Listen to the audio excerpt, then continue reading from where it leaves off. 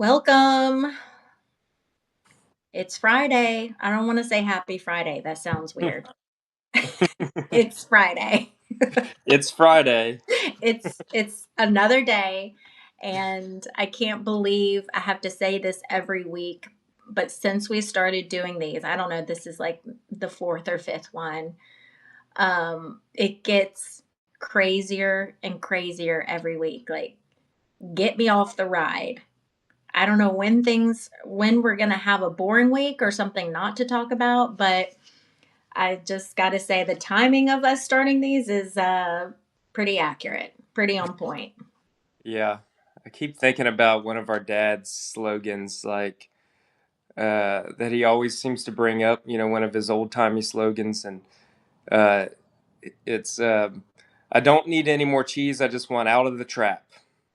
Oh my God, yes. This is the time where everybody's like, oh, wait, we didn't expect all this to happen so fast. There's just so many emergencies and fires and crimes that are happening at such a high level, financial, economic stability, not just in America, around the world, they're being affected by this. Um, so there's just too much to talk about. Yeah, I was really down yesterday because I thought I just almost kind of felt like we should have seen this coming, and we did. Like, we did see it coming, but the specifics of how it went down are just so shocking, and just hindsight is 2020, but it's also depressing too. It really is, to think of all the people who, especially people in retirement, with limited nest eggs, to think of the people that panic sold at the bottom. I'm sure people's lives were devastated with this. Yeah, I just did a TikTok or a video, shared it on all of our platforms. Not all of them yet. Some it's going to be coming out about what happened this past week with the tariffs. And the thing is, this president, he's always talked about the tariffs. Most people just don't believe a lot of what he says. The financial markets, I still haven't figured out. Um, I think the financial markets don't believe him to an extent. That's why you're seeing these big swings in the stock market and in the bond market, because it's just so unpredictable. And then the president talks about it as a liberation day, but little did we know that was going to be doomsday. Mm. Uh, and then just you know like what we talked about last week, just the stupid formula that they use. I mean, are we? We're, it's hard to figure out, are they just complete idiots, or are they psychopaths hell bent on destroying the financial system, or do they really think that they're um, fixing the financial system? Uh, to me, there's things that are being done right now that are going to be hard to be undone, even if Donald Trump Right. left tomorrow. I think Uh, the most frustrating thing for me with all of this is that the other side and the people around him, like his number one advisors, believe that he is a mastermind, that everything he does is by design and calculated before he does it. And we know that's not true. We know he is shooting from the hip most times, um, from his deranged mind. And so then they're just left to pick up the pieces and think and try and put it together and come up with these excuses, like when the market was tanked at a bottom and they were convincing themselves that that was for the best, this global reorder, it's for our children, like the mental gymnastics that they jump through just to convince themselves and the people around them that Trump is some sort of mastermind. And it's really like, because it's come out now. A lot of people are talking about how it was really ultimately the U.S. Treasuries, the bond market that was going down, that made him reverse action. Because the U.S. bond market, essentially, if we don't have a healthy bond market, we don't have trust and we don't have leverage. And if we don't have leverage, we don't have strength. And I kind of was thinking about ways to explain this to people, like as an analogy. The US government needs to raise money for everything that we're running. And so they put out these bonds. And it's kind of like if you're someone who needs to buy a house and you need a mortgage, right? So you have a bank that buys your debt and then you pay them. Well, what ended up happening in countries like Japan and stuff, they started saying, they were, as a bank, they were saying, I don't trust you enough to buy your debt. I don't trust you enough to pay me in an orderly way, the according to the payment terms and the interest. So that started tanking the bond market. And like I said, if you don't have that strong treasury bond market, then the US, that's kind of like what the government is based off of. Yeah, and it even goes deeper than that because the U.S. dollar, we're the reserve currency of the world. We are essentially the bank of the world as well, and other countries, because the dollar is the world reserve currency. We're the importer of last resort, so that means that doing that facilitates global trade. So for instance, Japan can't buy anything from Germany unless they have U.S. dollars because Germany has no use for the Japanese yen or whatever it is. So Japan needs to get dollars from us. They have to sell us stuff to get dollars, and they can use those dollars to buy things from other countries. And it's also when they buy treasuries. Yes, um, they're they're parking their money here because we're a safe bank, because the U.S. Treasuries are the safest financial instrument in the world by far, backed by the full faith and credit of the United States. And when they start pulling money, it's like pulling money out of the World Bank because Mhm. they're scared that we're not going to be able to pay it. And if that is any kind of fear that anybody else in the world is feeling, that we can't pay our own bills and we're the reserve currency, we have the everybody needs US dollars, that's a really big red flag. And I think, yeah, that was the one thing where, Donald Trump is surrounded by all these sycophants and financial sycophants, especially that Scott Bessent guy. He's a real piece of work there. So yeah, they're all telling him everything that he wants to hear, but behind the scenes, they were like an oh shit moment, like, hey, this is undermining our complete They power. and they were fine. They were Power. some of them were in hearings and finding out as it was happening. Like they didn't know he planned to recall or to pause those tariffs. And like no matter where they find themselves, they have to defend it no matter what. They have to Yeah. defend it no matter what. It's so obvious. Yeah, and I think while we're talking about this, I think we also have to look at probably what occurred a few days ago was possibly the largest financial crime in history, because people have been saying that he's doing these tariffs and messing with the market because it creates arbitrage or buying opportunities for insiders. Mm-hmm. So the amount of insider trading deals that can happen, or is that another level? Because Mm-hmm. Donald Trump now has seized control of the economic system. Again, it's illegal what he's doing. His ability to use all these tariffs was only granted to him because he has declared a national emergency. Um, so it's up to our Congress to say, no, we weren't in a national emergency. You're not allowed to use these tariffs, but they let him have it anyway. They could And end this at any time. and by doing that, that has allowed him to create a national emergency, which is Donald Trump himself, to be able to have this much power over the financial system and be able to move markets trillions of dollars either way with just a tweet. Is not supposed to be what has happened. And so many working families are going to get caught in the middle of this because he's been saying for weeks and weeks that no, he's doubling down on these tariffs. He's not going to have a pause. Even Monday, I think there was something leaked out that he was going to have a 90-day pause. He called it fake news, and then the market sank again. So normal working families, they have their assets in savings accounts because they have to have a nest egg to live on.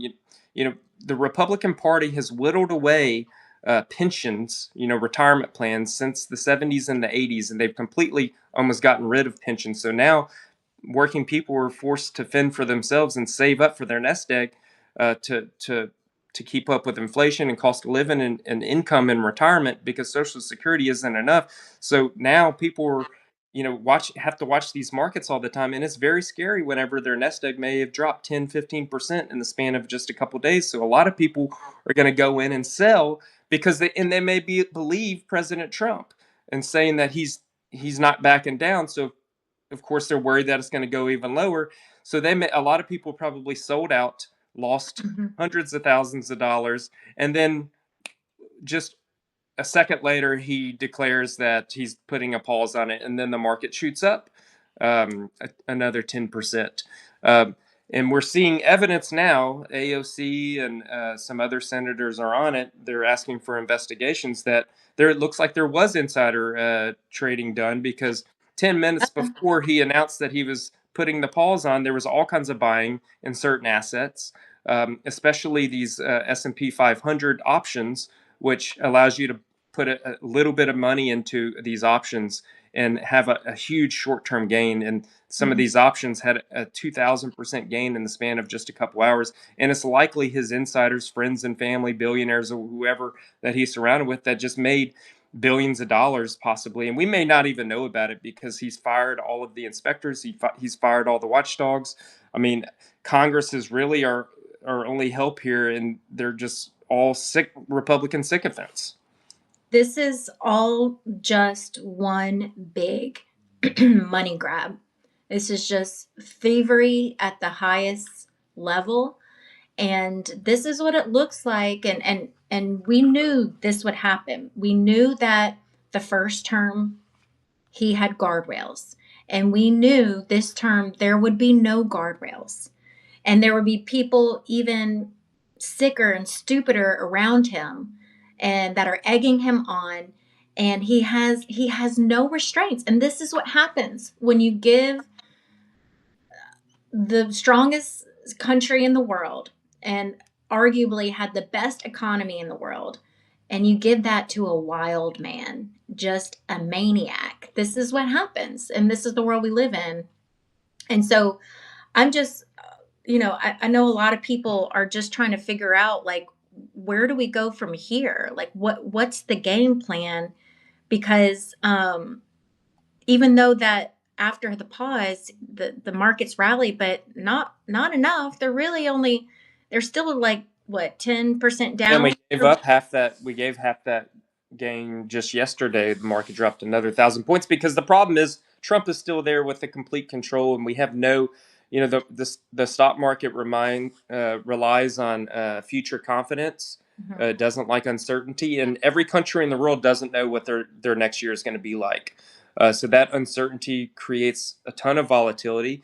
And I think also we have to worry about the long term damage here that may be irreversible. I think it's happening by the day because whenever the rule of law in the largest country in the world that controls the world economy, which is America, the reason we got to be the largest, most powerful country in the world is because of our rule of law and the fact that we have possibly been taken over by a dictator and that is not obeying the rule of law, that is causing people to say like, I need to take my money out of America, and we're seeing financial assets flee the United States. So We and get that money may never come back because Yeah, as long as he's in power, and that's going to cause a lot of damage.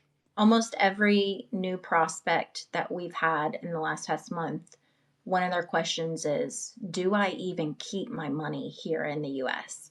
And I was watching the news this morning. They did a poll of consumer confidence just in America alone. It's in the same, they haven't seen confidence this low since the 50s.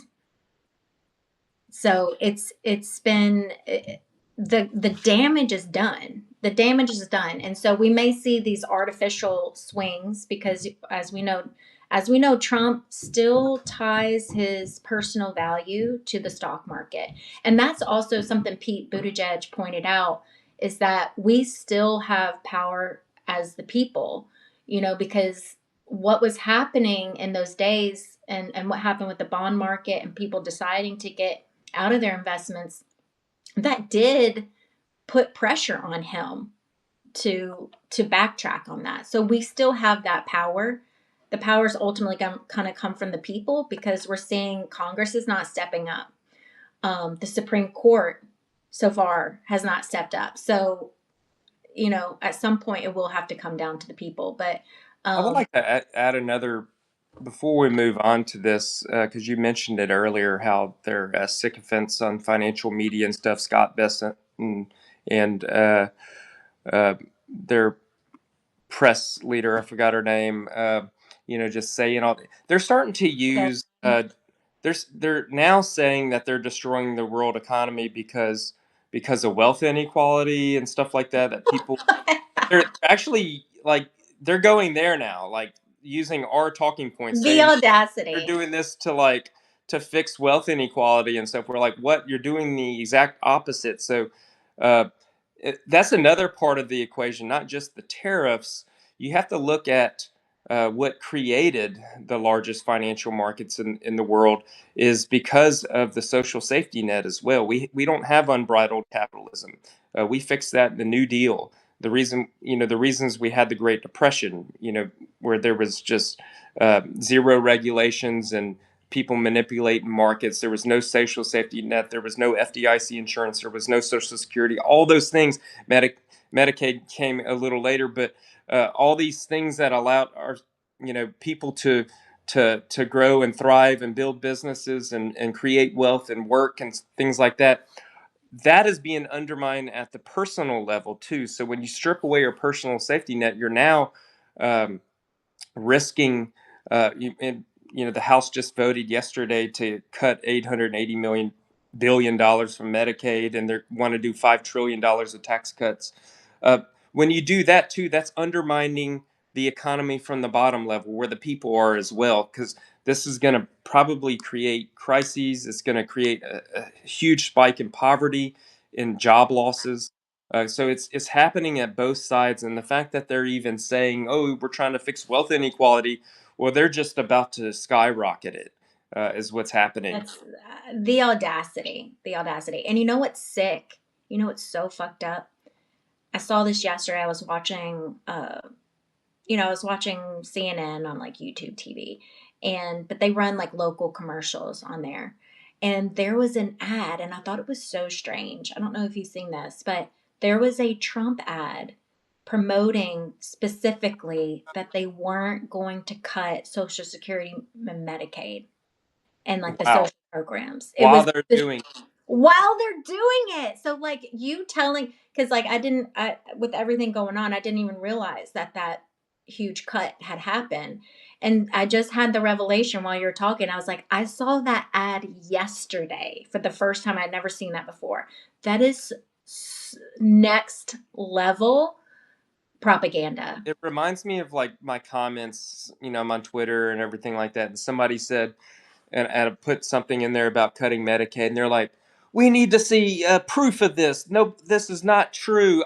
I go by facts." And of course, it was somebody that was like MAGA or whatever. Like I'm gonna go research and pull up our article. There's thousands of articles out there. Go Like, do come on, some free go labor, Google Dustin. it Go because do it's some free happening. labor to prove As them we're wrong. speaking. Um, and it also reminds me of a story. I just got a haircut yesterday or the day before, and before the election, with my hairstylist, it came up. We never talked about politics before, but she was saying she was going to vote for Trump, and how hopefully we can go back to the economy that we had before terrible Biden.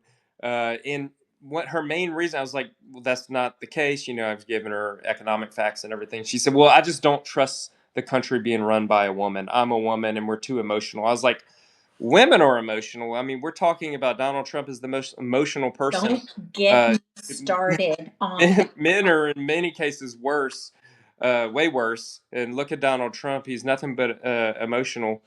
And it came up again yesterday, where she was saying, "Well, we're about to get no tax on tips." I was like, "Nope, he lied about it." And she's like, "Oh, well, maybe he meant something else." I was like, "No." She's like, and he said like no tax on overtime. Thankfully, that's coming. I'm like, nope, not in the budget. Not in there. She's like, well, maybe I heard it somewhere else. I was like, no, you heard it from him. He just lied to you. So I just basically had to just tell her you lied, and she flipped to well, we're talking about how gray hair and stuff, and she's like, well, that's another reason. She's like, I have more gray hair now. She's like, again, just I knew a woman would just mess up the economy right now. I'm like, actually, Donald Trump is a man. He's orange, so he is a little bit different. He is a different type of man, that's for sure, as most people. But yeah, he himself is destroying the world economy right now. So I don't know if it's sunk in to people at This, the this personal level yet, but it's coming for you. You know, the narrative of my women. hairstylist is likely on, or has people that she knows are on Medicaid. All that's coming for you, and it's because of Trump, and it's because of the GOP and Republicans that are doing this.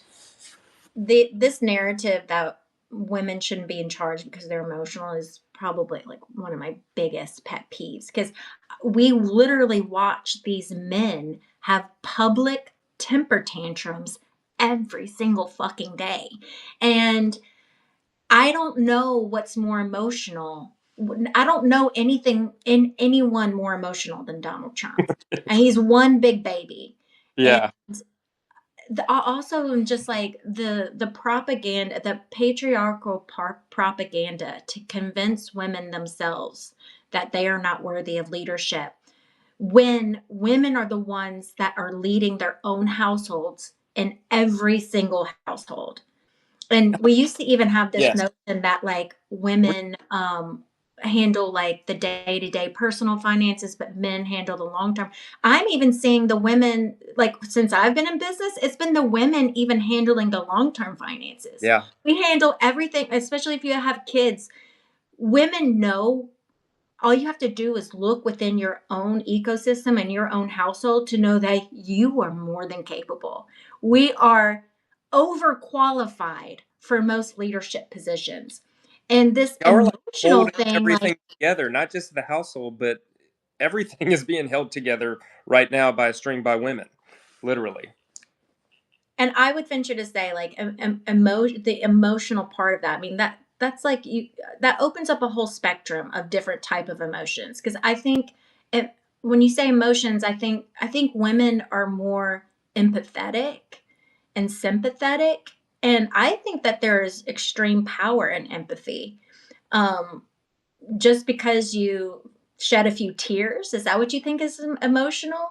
And ultimately, what are the decisions being made? And if you just think like being a stoic, quiet, non tearful man is the best way to make decisions, it just like logically never made sense to me. So Yeah, how like the masculinity has changed to where you have to be this um, unemotional and have no empathy and really to be a psychopath.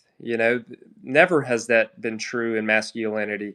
I mean, going back to the ancient philosophers and even democracy, is birth in the 1700s and the Renaissance. A lot of it has been changing masculinity to being more empathetic and emotional and mhm, thoughtful.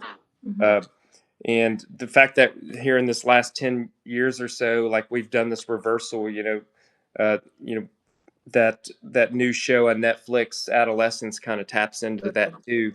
I don't know how I can see it now looking back on it, how, there's, I think a lot of it has to do with, um, men and young men. I've seen this over the last 30 years since I was growing up, and men not having their place in society, and feeling, there's all kinds of emotions with that, and feeling like they're not needed and stuff. A lot of that I think is behind this, and Mhm. really that's kind Sure. of Mhm. out of a lot of really bad movements in history. Is it has led to things like fascism, the rise of fascism, many other things that. Yes. I want to bring up a point because I actually just posted a reel featuring, gosh, what's her name? Grace. You and I have both been posting her. She's over in England. I just posted a reel onto my stories, and she's talking about how she says most people in England, and I think that would be the same in the US, like 91% of their people do not trust anyone in political positions. They don't trust either party. And so how that leads the way to fascism is, she goes, one of the things she thinks that Democrats have gotten wrong in recent years is saying, I will save you. You know, all of these things that we're voting for and pushing for, we're going to save you. But really, the people who have been disenfranchised by their governments and these parties, um, when you tell them I'm going to save you, it reinforces their weakness because they've been disenfranchised, and they're not progressing on their wealth like they should. And so then it leaves the floor open for these strong men. So people like Marie Le Pen and Trump and these other like extreme wing figures come in and say, I'm going to destroy the system that makes you feel weak. Hmm. And they exert their strength, and they don't say I'm going to help you, I'm going to save you. They say I'm going to come in and change all the fucking rules and demolish everything that's basically been your enemy. That's what's keeping you down. And so that literally is what opens the door to fascism. And you get people to say, we're stronger together, you know, as long I know what's best, I know what to do, as long as we all stick together. Like the root of the word fascism comes from like a bundle of sticks Yeah. being Yeah. stronger than one stick. So I thought that was really interesting. That's a good segue, leading from this culture of strong men is actually like, and to your point, what you just said before I started talking is what leads to authoritarianism and fascism. Yeah. Which, in a way, um, uh, it leads to us coming together eventually, but it leads to a greater crisis and us having to come together to get out of this major crisis. The problem is now is because of this rise in fascism and now attacking the global financial system and getting rid of our safety net. A lot of people are going to get hurt. A lot of people may end up dying. It could lead to a war, possibly a world war.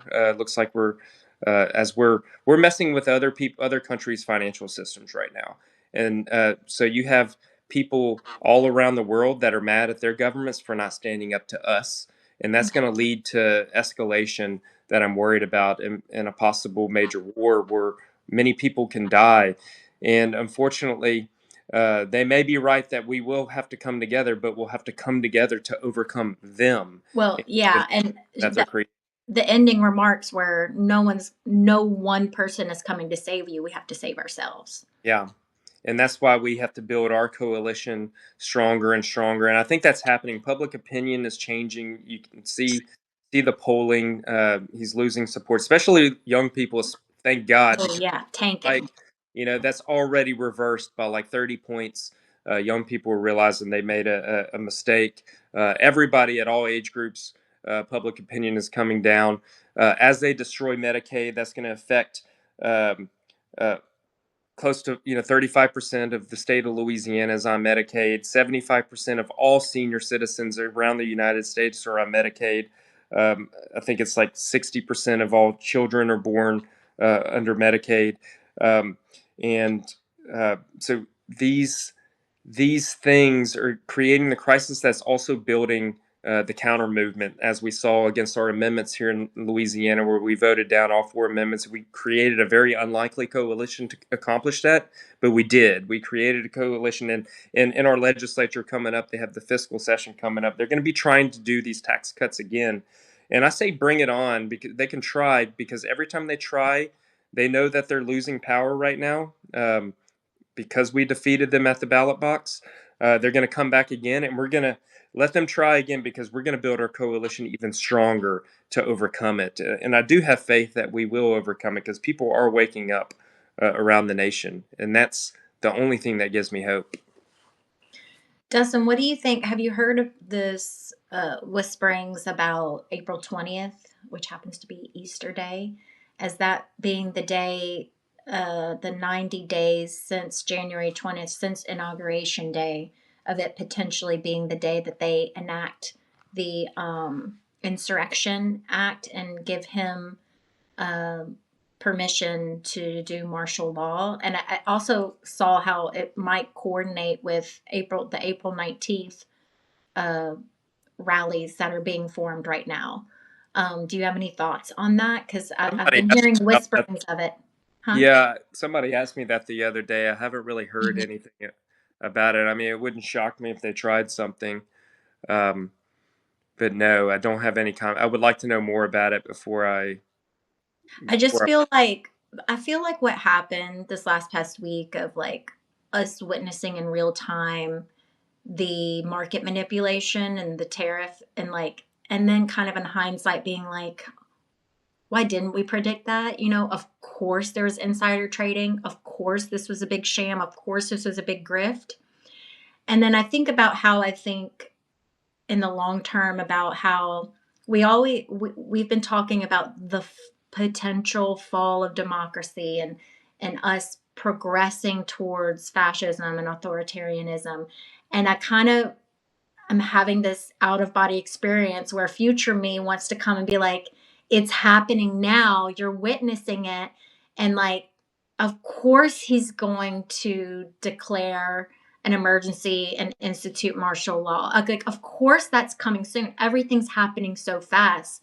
And so I find myself trying to like get ahead of it. Like, what can be done if I know that's coming? And of course, you can always say, well, we don't know for sure, but don't we? Like, don't we know this is coming? And I'm just trying to think, like, what can we do in advance of that to prepare? I think what I've come to realize is the power is with people. People like Donald Trump even, and people like our MAGA governor. They watch polls. They see polls. They can see things changing. I've noticed a tune since we defeated them at the ballot box a couple weeks ago. Um, so I think the power is building our coalition. That's going to make them second guess it. That's going to make congressmen second guess their fealty to Trump, just like what happened in Wisconsin with the Supreme Court race. They're noticing these things, so maybe that's also going to force strong men like Donald Trump to even move faster, realizing that their grip may be slipping away. You know, if they realize midterms are going to change, they're going to have to try to do everything before midterms, and that's how they're thinking. Um, and one good thing that I would say too, that I went to the Tulane Book Fair. It was an amazing event. Basically, there's so many great. Ann Applebaum was there. Jeffrey Goldberg Mhm. from the uh, So cool. from the whatchamacallit Gate. Um, Signal gate. yeah. So what I learned, one of the best things that I listened to, one of the best panels was the opening night. It was after Jeffrey Goldberg and them, but hearing an interview with Brian Stevenson. If you don't know who Brian Stevenson is, he's the one that created the Promise to Justice Initiative. Uh, there's a Promise to Justice Initiative um, uh, museum in Montgomery, Alabama that he did. He wrote the book Just Mercy. He for I think 20, 30 years he was an attorney for death row inmates. And he got a lot of death row inmates. He argued before the Supreme Court many times. That's what made him famous. He's one of the foremost justice voices in America. And they were interviewing him, and they said, do you have advice on how to handle our situation right now? And he said, you know what? He said, what I found throughout history, and again, he's talks about slavery and Jim Crow and everything. And he said, life and history is all about a battle of narratives. He said, Hmm. we need a narrative that counteracts this strongman narrative, this fascist narrative. And that to me is, I've thought a lot about it. And that's whenever I spoke in Baton Rouge Steps last weekend, I think we need to develop our narrative and build our coalition around that. And to me, one of the best narratives is, which is forming right now, is about this oligarchy pitting us against each other, pitting working class people against each other so they can pick all of our pockets. picking pitting white and black people against each other. That's the tale as old as time. That's what happened in the Civil War. That's how these plantation owners that were the billionaires of their time, they got poor white people in the southern states to fight their wars for them and die because they said, well, at least you're not black. At least you have that. So they got them to fight. And it's the same thing that happened throughout Jim Crow and even the civil rights movement. I think this right now, what we're going through, is kind of another phase of the long-term civil rights movement in America. And I think we need to build an overarching narrative that brings together large populations of working class people. We need to build a multiracial coalition to fight against this. And I know we'll win, but there's going to It be a lot of people hurt here in the meantime. Yeah, made me think of the clip that was circulating yesterday of a billionaire who was bragging, or basically first complaining because he's a mega donor. He used to donate to Democrats and he could barely get Obama on the phone. And now he's a mega donor to the Trump administration. He said, "There's no one I can't get on the phone." And they're giving him personal invites in, and he said it in a way that was bragging, that was like, and then he defended it because one of the hosts was like, "Well, don't you think I'm gonna," and it was like Playing so, devil's advocate here, he said. yeah, and it was so Interview. delicate. It was like, "Oh, let me not insult him by saying this," but he was like, "Let me just play devil's advocate. You're paying for favors," basically what he said. And the guy doubled down. He said, "Yeah, they should be consulting me. I'm a billionaire. There's a reason why I'm here. I know more than Created all everyone these else." things. Yeah. And so I'm like, honestly, it was hard to watch, but at the same time, I thought, more of this. Let's expose them because this is what they really think. They Yeah. really do want a plutocracy. They want the oligarchy. They want fascism. And this whole idea of, I don't know if y'all have ever, if you've ever researched this, what they ultimately want, or like they want a CEO of the country.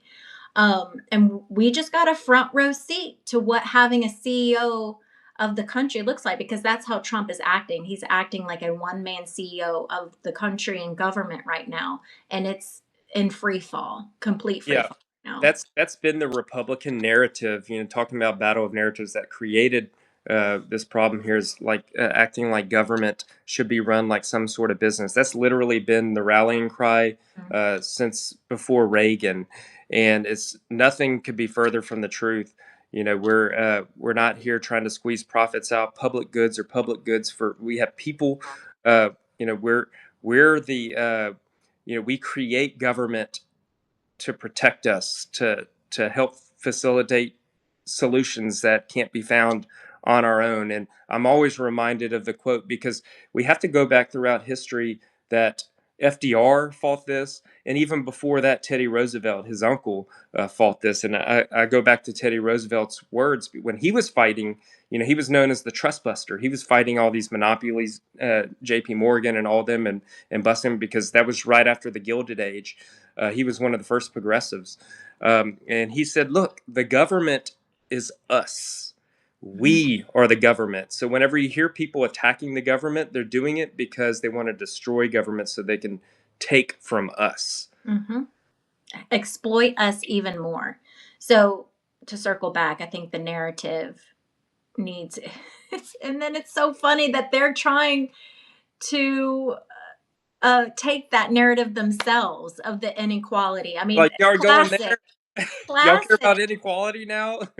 To justify the destruction that they're making. It's like, It's the audacity. gaslighting at the highest form. Like, they even got ahead of that, and they're like trying to make that not be the narrative. So they just propagated it for themselves. But I think ultimately it's got to be a narrative that unites the working class people.